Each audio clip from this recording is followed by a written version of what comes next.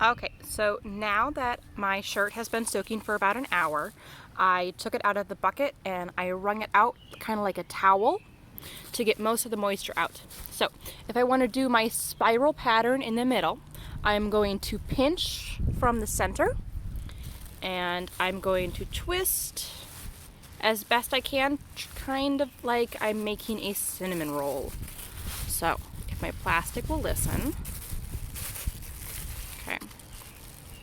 And I'm doing this outside, so I will create less of a mess. That is the idea, but we'll see. Let's just see if I can get this plastic to agree with me. Okay, so I have my twist in the center, so you can see sort of that. And then I'm going to do my best to wrap this around.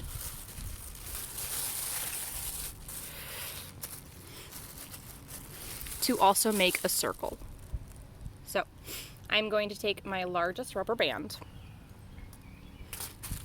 See if we can make this a little tighter. Wrap this around. And I'm going to do that again, see if I can make this even tighter. So wrap it around once, maybe. Okay. And then I'm going to, ooh, maybe. Let's do it like this. Okay, so around one end, like that. Okay, so now that I have my spiral, I'm going to section it off, and I have a couple other rubber bands over here. So I'm going to go across with this one. I'm going to make X patterns.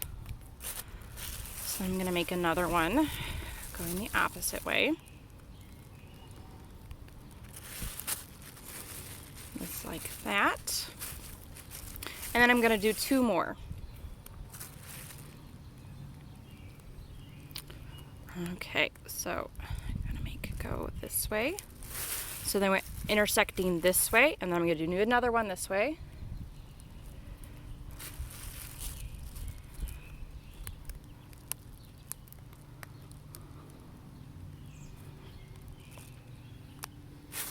Okay, so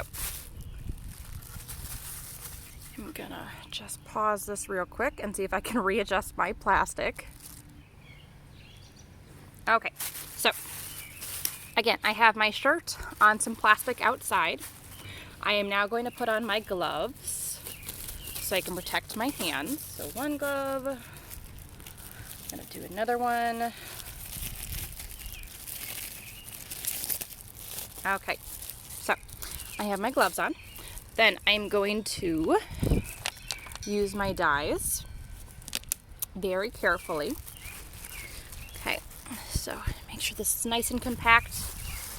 I am going to start with a little bit of red right in the middle.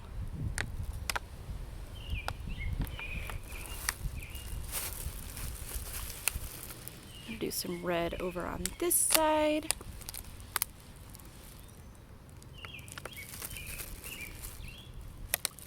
Oh, my big one came undone. Okay, well, that rubber band just does not want to stay on there, does it? That's okay. Oh, okay. That's fine.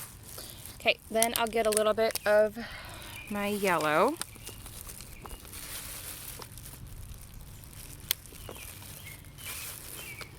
And you can add as much or as little as you want.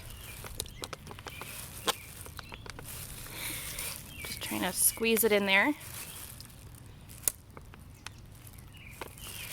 Okay. So I'm going to add some more yellow over here.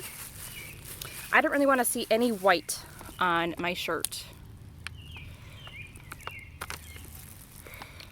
I'll try to squeeze it into some of the cracks in there. Make sure I get my color all the way throughout. Okay.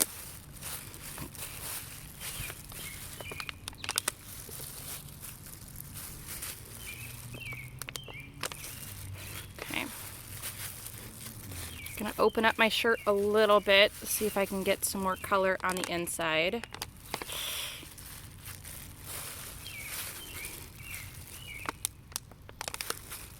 Okay, I want to go back to my red. Okay, add some more red. Looking a little bit more pink, but that's okay. Okay.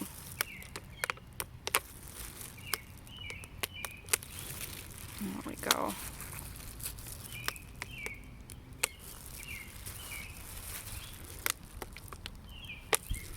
Okay. So I'm almost done with the dyeing process. Yeah, a little bit more over here.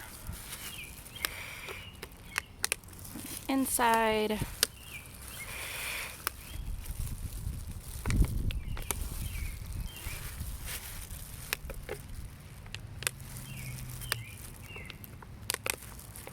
Okay.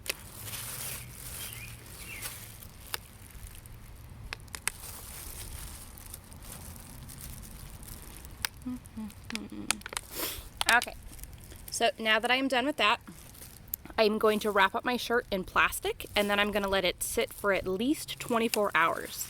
Now, the longer you let it sit, the more vibrant the colors will be. Now, because this is food coloring and not typical tie-dye materials, they're not going to be as vibrant right off the bat anyways. So it's going to be a little bit more pastel, but it's still going to be really cool.